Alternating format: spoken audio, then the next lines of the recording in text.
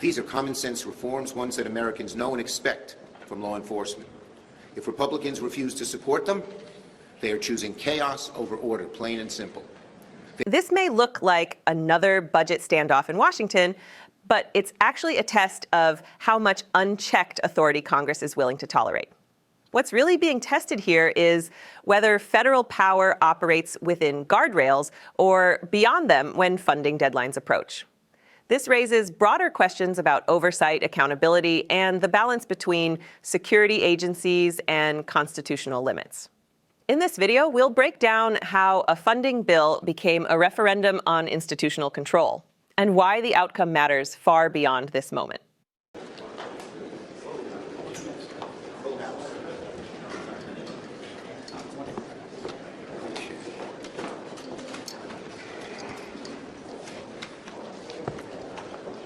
Okay, good afternoon, everyone, and thank you to Senators Murray and Adia for being here. Well, what the American people are seeing right now is not just horrifying. It's a direct result of choices and policies implemented by the Trump administration.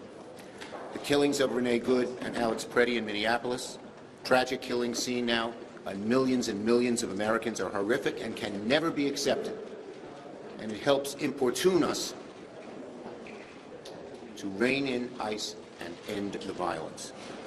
Under President Trump, Secretary Noem and Stephen Miller, ICE has been unleashed without guardrails. They violate constitutional rights all the time, and they're deliberately refusing to coordinate with state and local law enforcement. This is not border security. This is not law and order. This is chaos, created at the top and felt in so many of our neighborhoods. Americans support law enforcement and secure borders, but they do not support a federal agency that routinely operates above the law. They do not support Americans getting killed on their streets and in their neighborhoods. What ICE is doing is state-sanctioned thuggery. It must stop. Republicans must work with Democrats to find legislative solutions to restore order and public safety. Congress has the authority and the moral obligation to act. What's missing is Republican will to act. After talking with my caucus, Senate Democrats are united on a set of common sense and necessary policy goals that we need to rein in ICE and end the violence. Our caucus is unified over three main legislative objectives. First, we want to end roving patrols. We need to tighten the rules governing the use of warrants and require ICE's coordination with state and local law enforcement. Second, we want to enforce accountability. There needs to be a uniform code of conduct and accountability. Federal agents should be held to the same use of force policies that apply to state and local law enforcement and be held accountable when they violate these rules, including we need independent investigations to help enforce accountability.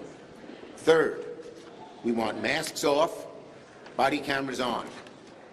Federal agents must be prohibited from wearing masks. They must be required to use body cameras, and they also always have to carry proper identification. No more anonymous agents, no more secret operatives. These are common sense reforms, ones that Americans know and expect from law enforcement. If Republicans refuse to support them, they are choosing chaos over order, plain and simple. They are choosing to protect ICE from accountability over American lives. Let me be clear. Democrats stand ready today to pass the 5 bipartisan bills in the Senate. But the DHS bill needs serious work, and Republicans and Democrats alike owe it to the American people to get it right. It's now on Leader Thune to separate out the DHS bill, just as Speaker Johnson did in the House, and start working with Democrats to rein in ICE, imposing oversight, accountability, and empowering local law enforcement in our communities. Our communities deserve it.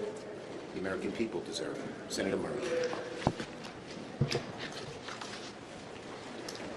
Well, Democrats are ready to avert a shutdown. We have 5 bills we all agree on, about 95% of the remaining budget. It is ready to go.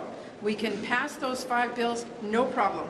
All Leader Thune has to do is tee them up for a vote. The ball is in the Republicans' court.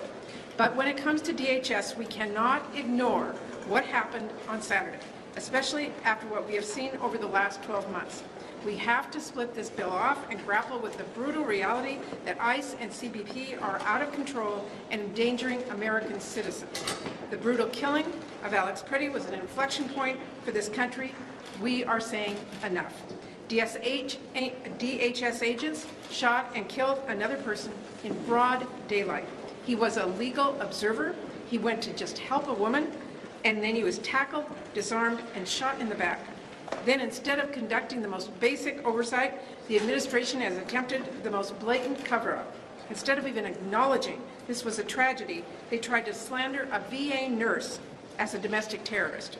This cannot stand in America. That's why we are demanding Republicans work with us on serious reforms to rein in this department. That is why the vast majority of the American people are demanding we do, and what many Republicans are now calling for as well. So we need members on both sides to sit down and include critical reforms and accountability measures within the DHS bill. And there is no reason whatsoever for that work to hold up the other 5 bills and cause a shutdown. We do this all the time. We move forward on the areas where we have an agreement. We roll up our sleeves and keep negotiating on other issues. And it's not like the House can't come back and vote on this too. That's what the Senate did when the House rewrote a spending agreement back in 2018, right after we had left for the holidays.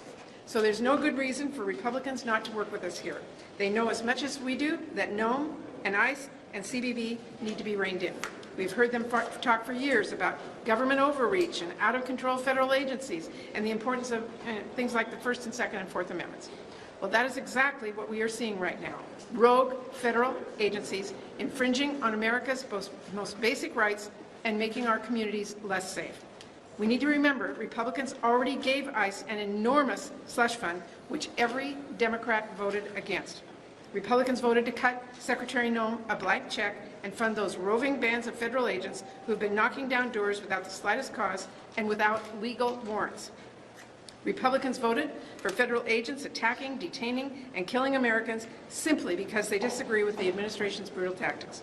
Republicans voted for that unprecedented funding with no oversight, no accountability, which has now resulted in federal officers and agents first killing a mother in her minivan trying to drive away, and now has led to a legal gun owner with the legal right to conceal and carry being killed and slandered as a terrorist by this administration. Republicans voted to put federal agents in the streets with barely any training who are not focused on de-escalation, not wearing body cameras, and explicitly not working with local law enforcement and officials, all of which makes our communities less safe. Now is the time for senators to sit down, find a path forward to address what our Republican senators finally agree is a problem. And while we do that, are they really going to insist on shutting down childcare and clinical trials and air traffic control and so much more if DHS doesn't get all of its funding right now? Well, I really hope not. I know there are senators on both sides of the aisle who want to get these other 5 bills passed as soon as possible. And I also know there are members on both sides who are horrified by the killing we saw Saturday and the way ICE and CBP have operated. There are Republicans who agree with us on these reforms. So now's the time to stand together, pass these 5 bills, and work on those badly needed reforms. Senator Medea. Thank you, Leader Schumer, Senator Murray. Yes, today we say no more. No more of an out-of-control, militarized ICE roaming the streets of communities across the country. No more terrorizing our communities and detaining innocent children. No more beating and detaining Latinos simply for the color of our skin and because we occasionally choose to speak Spanish. No more killing United States citizens who are out peacefully protesting or monitoring this activity. That's brought us to this point. We're all here because the whole world watched as ICE and CBP officers killed 2 Americans over the course of 2.5 weeks in Minnesota. Not because those shootings were unavoidable, but because Trump's ICE and CBP are out of control and seem to be empowered by this administration to act with impunity.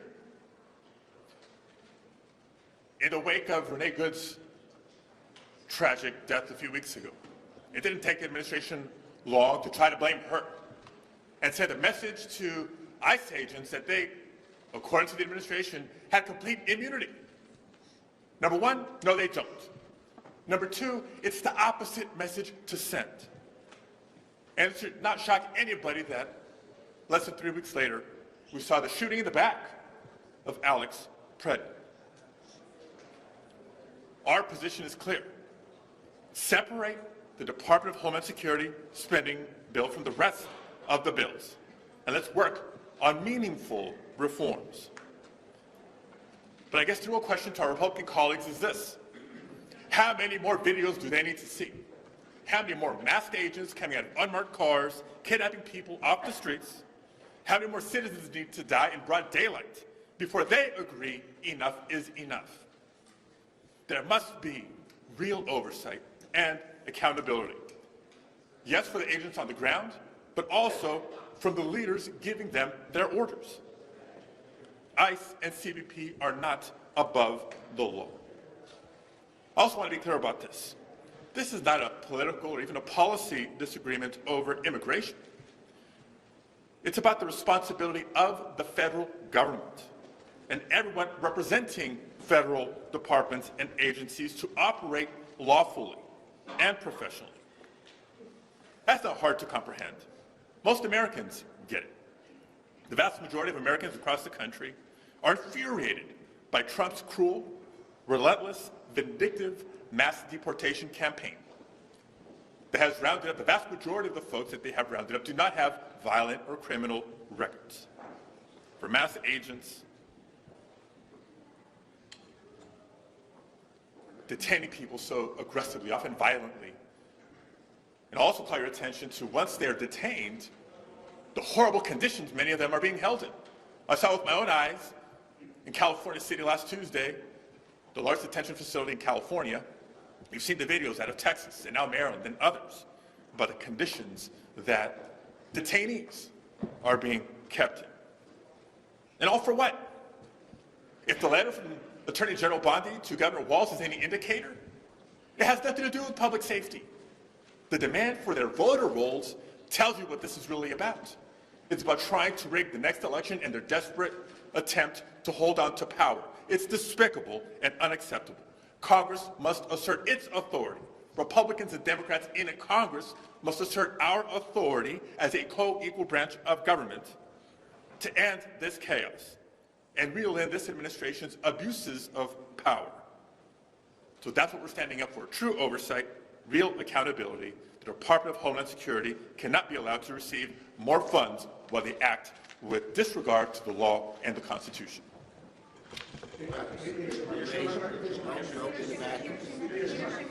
She asked me a question in the hall, and I said, come here, so she did. Leader Schumer, would you accept a separate bill outside of the appropriations bills that would contain some of your demands? And what's your conversation like with the White House specifically on what you're asking? The White House has had no specific good concrete ideas in terms of there's two simple things to do to get this done. And we want to get it done, and we want to get it done quickly.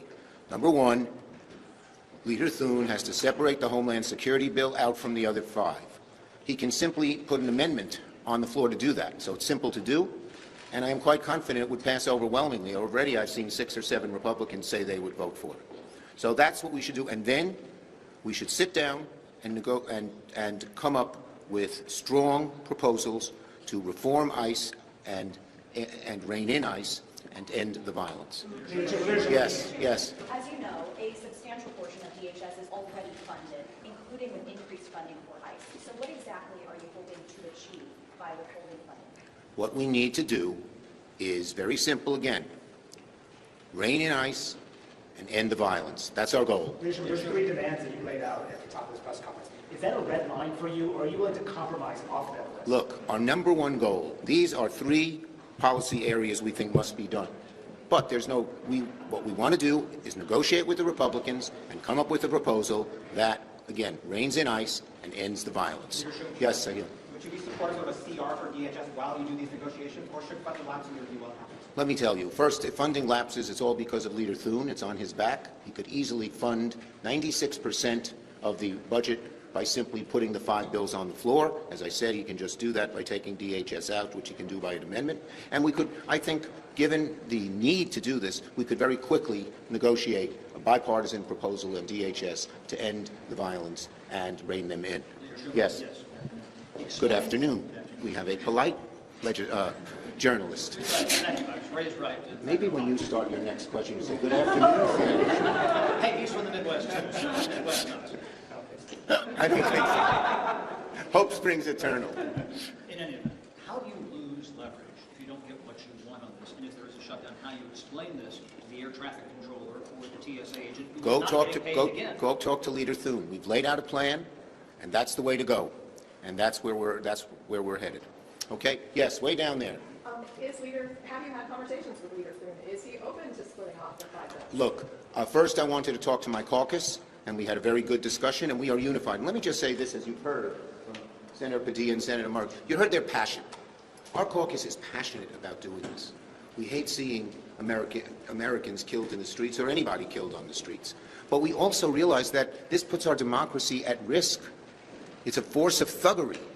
The federal government is supporting a large force of thuggery, and we really worry about its consequences for America if we don't rein them in. Thank you, everybody. The moment that just unfolded inside this hearing room was not a routine budget dispute or a procedural clash. It was a line being drawn. As Senate Democratic leaders stood before the cameras, their words carried the weight of finality. An ultimatum tied not just to funding, but to accountability, authority, and the limits of federal power. When Senator Schumer said the ball is now in the Republicans' court, he was not speaking rhetorically. He was signaling that the normal rhythms of Washington had broken down, replaced by a standoff rooted in fear, responsibility, and the meaning of governance itself. What we witnessed was not merely a policy disagreement over immigration enforcement. It was a broader indictment of how power is exercised when oversight fades. Speaker after speaker returned to the same central claim that a federal agency, armed with vast resources and broad discretion, has drifted beyond the guardrails that once restrained it. The language was stark, emotional, and deliberate. Words like chaos, impunity, and out of control were not chosen lightly.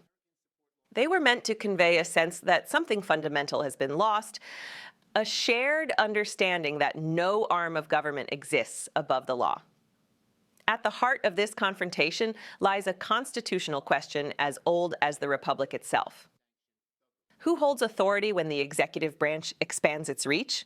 Congress, the framers' co-equal branch, was designed to serve as a check, not a spectator. When senators speak of moral obligation, they are invoking that foundational duty. Oversight is not optional. Accountability is not partisan. And when lawmakers argue that funding cannot continue without reform, they are asserting Congress's most basic power, the power of the purse. This hearing revealed a deeper tension between order and restraint. Again and again, speakers acknowledged that Americans support secure borders and effective enforcement. But they also emphasized that security without accountability erodes public trust.